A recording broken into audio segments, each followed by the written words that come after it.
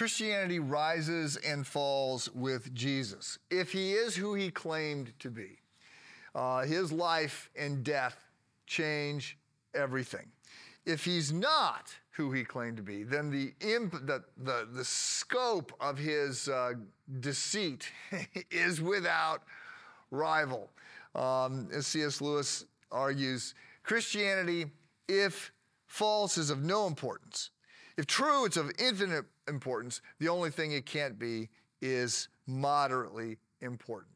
So, in light of that, and in light of my desire to try and persuade you that your understanding of Jesus needs to get bigger.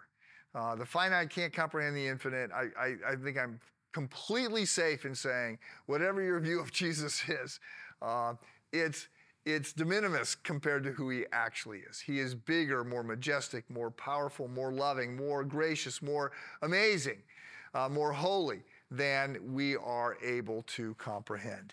And so we keep looking at the second person of the Trinity, Jesus Christ, who is God in the flesh. And I'm doing this in part because one of the things that I have learned, having been a pastor for 30-some years, is that many people think they know who Jesus is, but they underestimate him, and they underestimate the scope of his impact, and they underestimate the scope of his claims. And we really need to let Jesus be Jesus. We tend to make Jesus like us, just a little bit nicer, a little bit kinder, but he thinks like us, votes like us, all those things. And we need to let Jesus be Jesus and then follow in line.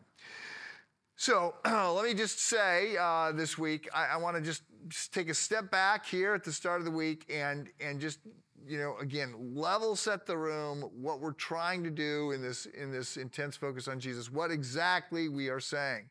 So you can understand, sort of where you're at relative to the basic outline of the Christian faith. So it starts with the idea that Jesus is God and that he existed before time began. As God, his life did not begin at conception like ours did. He was always and forever God, but at a certain point in time, he enters time and space. He humbles himself, empties himself. He adds